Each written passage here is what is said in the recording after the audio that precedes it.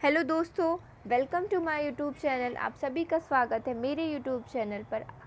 आज हम जिन समाजशास्त्री के बारे में जानेंगे उनका नाम है कार्ल मार्क्स, जिन्होंने अपनी लेखनी और अपने विचारों से समाज की व्यवस्था में क्रांतिकारी परिवर्तन ला दिए और लोगों को में अपने हक को प्राप्त करने के लिए चेतना भर दी।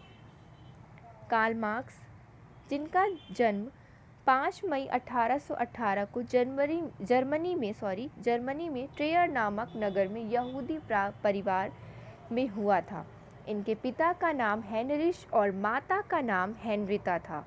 कार्ल मार्क्स पर सर्वाधिक प्रभाव जर्मन के दार्शनिक हीगल और फ्रांसीसी दार्शनिक प्रौधों का था। मार्क्स क्रांतिकारी साम्यवाद और समाजशास्त्र में ऐतिहासिक भौतिकवाद के जनक माने जाते हैं। मार्क्स ने जर्मनी के हीगलवाद और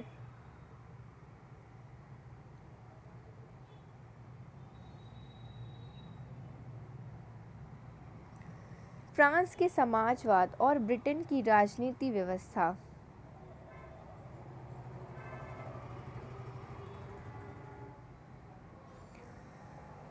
संबंधी विचारों का समन्वय किया और जिन अवधारणाओं और सिद्धांतों को जन्म दिया वही बाद में मार्क्स के नाम से चर्चित और प्रसिद्ध भी हुई। 1844 में मार्क्स की मुलाकात एंजल्स से हुई और एंजल्स और मार्क्स की जो दोस्ती है उसको इतिहास में एक अलग ही नाम और स्थान प्राप्त हुआ। मार्क्स की कुछ प्रमुख कृतियाँ हैं, जैसे कि उनकी फर्स्ट बुक थी the holy family with Engels, the German ideology with Engels, the poverty of philosophy 1847, communist manifesto या फिर manifesto of communist party with Engels 1848, the class conflict in France 1848, A Contribution to the Critique of Political Economy 1859, Das Kapital। अब ये 3 खंडों में अलग अलग करके ये पुस्तक छपी है। 1867 में पहला, दूसरा 1885 में और थर्ड इज 1894। फिर इनकी कुछ महत्वपूर्ण अवधारणाएं हैं, इन्होंने जो दी हैं बहुत ही महत्वपूर्ण अवधारणाएं हैं। पहली अवधारणा है इनकी उत्पादन प्रणाली, modes of production. Modes of production में मार्क्स कहते हैं कि भौतिक पदार्थ ही चेतना का निर्धारण करती हैं और समाज में परिवर्तन जो है वो भौतिक द्वंद्वों का ही परिणाम है।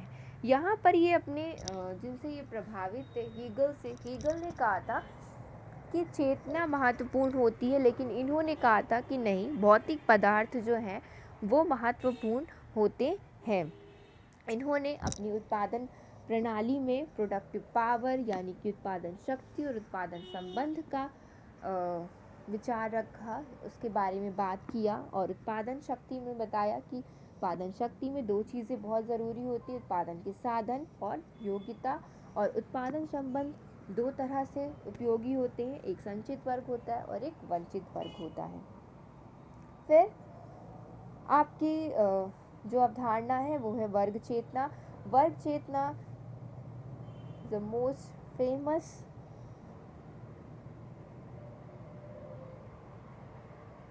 थीसिस है इनकी। और वर्ग चेतना जो है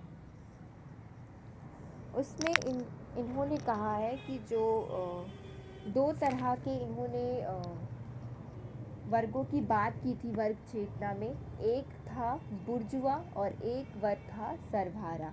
तो जो बुर्जुआ वर्ग था उसे समाज में उचित स्थान प्राप्त था और जो सर्वहारा वर्ग था वो इसके अंडर काम करता था।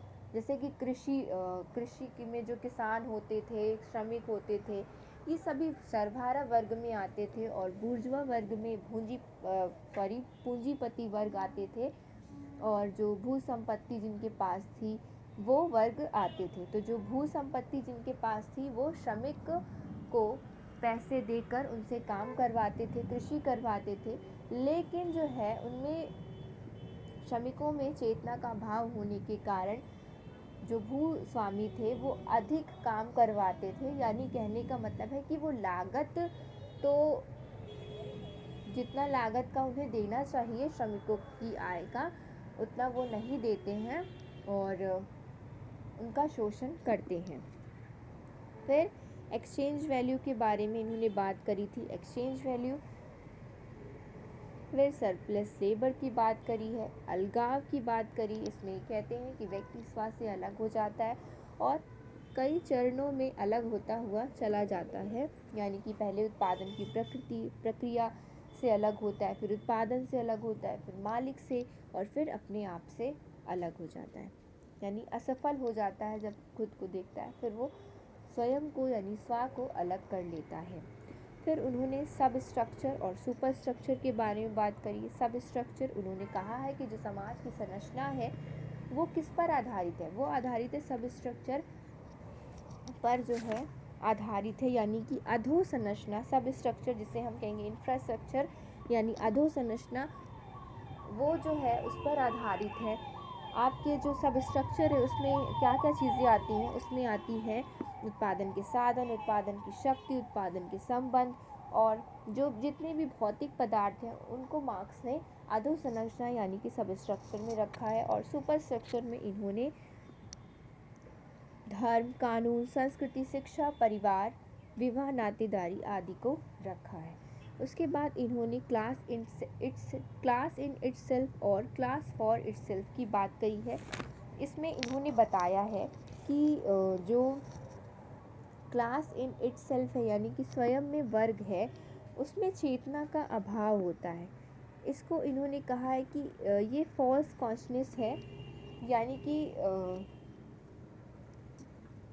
ऐसा वर्ग जिसमें चेतना है ही नहीं, अपने अधिकारों को लेकर, अपने आप को लेकर, अपने समूह को लेकर किसी भी प्रकार की कोई चेतना नहीं है। जैसा कि उसके ऊपर वाले वर्ग कहते हैं वो वैसा ही करता है।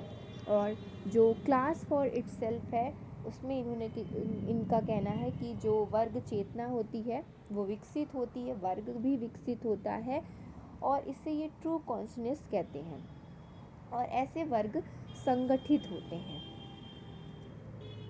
फिर इसमें इन्होंने बताया है relation of production. Relation of production में दो तरह के वर्गों की बात करी है।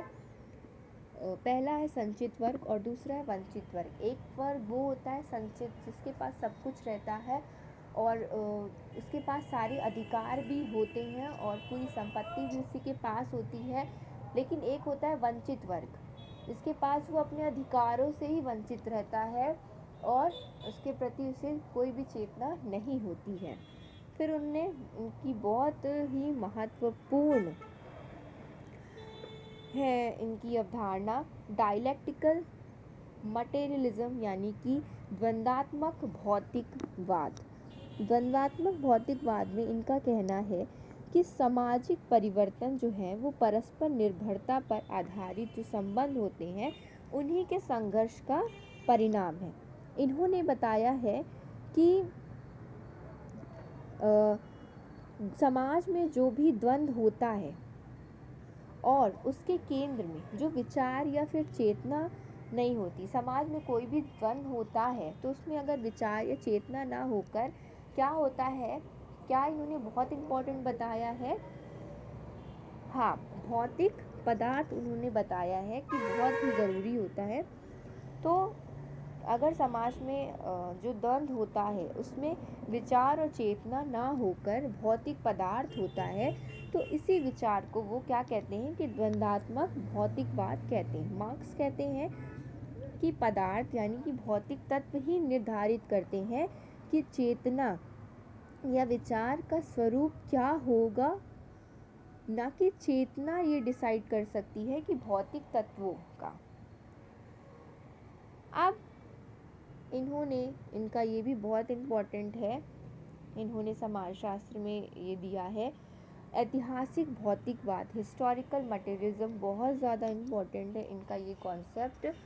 और इसमें इन्होंने ये कहा है कि विचार अस्तित्व का निर्धारण नहीं करते इनका यही कहना है कि जो विचार होते हैं वो अस्तित्व को, वो रियलिटी को निर्धारित नहीं करते, बल्कि जो अस्तित्व होता है वो चेतनाओं का विकास करता है या फिर विचार का निर्धारण करता है।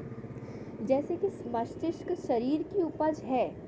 हाँ, बिल्कुल सही बात है, मस्तिष्क जो है वो शरीर की उपज है, ना कि शरीर मस्तिष्क की। अर्थात जो वस्तुएं हैं वो चेतना का निर्धारण करती हैं।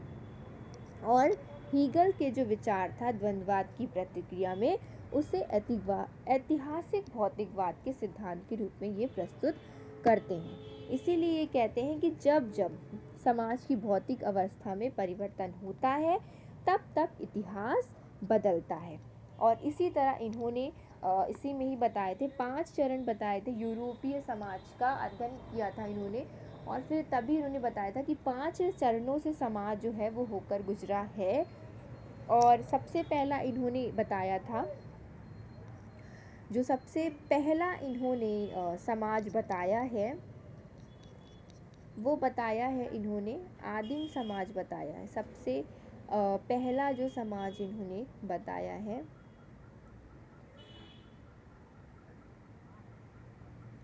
इन्होंने कौन से समाज की बात करी है? आदिम समाज की बात की है। सबसे पहले इन्होंने आदिम समाज की बात करी है कि सबसे पहले आदिम समाज आया, जहाँ पर क्या होता था कि शिकार करके फूड गैंगरिंग की जाती थी, मतलब शिकार करके जो है वो खाद्य संग्रहण होता था ऐसे समाजों में। और ये समाज कैसे होते थे? वर्ग विहीन होता था, इसमें वर्ग नहीं पाया जाता था। फिर इन्होंने दूसरा जो है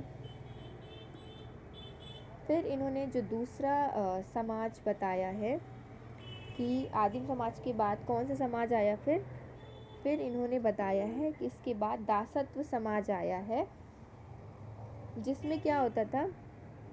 दूसरा समाज कौन सा था? दासत्व समाज था।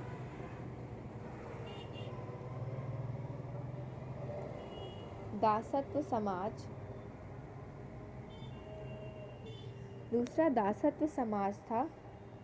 और इसमें इन्होंने ये बताया था कि जो है ये ऐसे समाज होते हैं जो कि कृषि होती है इसमें, लेकिन निम्न स्तर की होती है, पशुपालन बहुत होता है, और इसमें 2 तरह के वर्ग पाए जाते हैं। एक होता है आपका, इसके अंतर्गत एक वर्ग आता है आपका स्वामी का, और एक वर्ग आता है आपका दास का।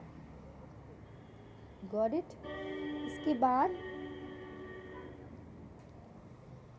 इसके बाद इन्होंने कहा है कि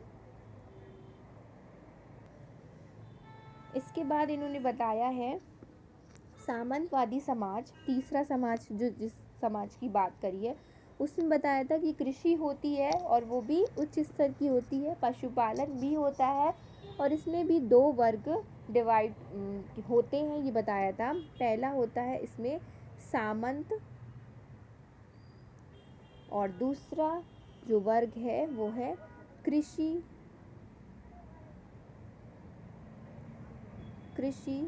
दास का। तो पहला जो था इसमें है वो सामंत, और दूसरा है कृषि दास का। तो ये 2 तरह के इन्होंने तीसरा समाज डिवाइड किया, सामंतवादी समाज को डिवाइड किया। अब इसके बाद इन्होंने चौथा बताया है, चौथा समाज इन्होंने बताया है और बताया है पूंजीवादी समाज, यानी कि कैपिटलिस्ट सोसाइटी। कैपिटलिस्ट सोसाइटी में इन्होंने बताया है कि ये समाज में किस पर बेस्ड रहता है? उद्योग पर होता है, मशीनें होती हैं, इन सभी पर बेस्ड रहता है। और इसमें इन्होंने 2 तरह के वर्ग बताए हैं। पहला वर्ग बताया है इन्होंने बूर्जुआ वर्ग होता है, बूर्जुआ वर्ग होता है,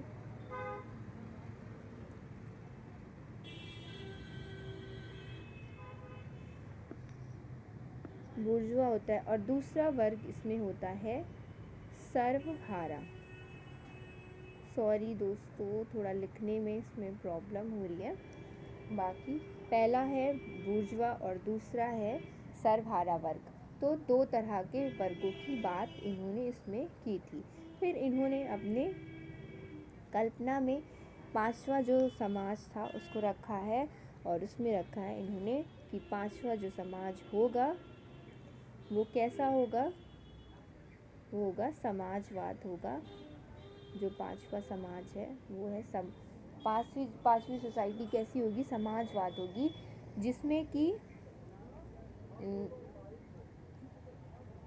जिसमें कि क्या होगा, नो क्लास होगा, no class no state, no class no state की बात इन्होंने इसमें करी थी कि कोई भी ना वर्ग होगा और ना ही कोई राज्य होगा।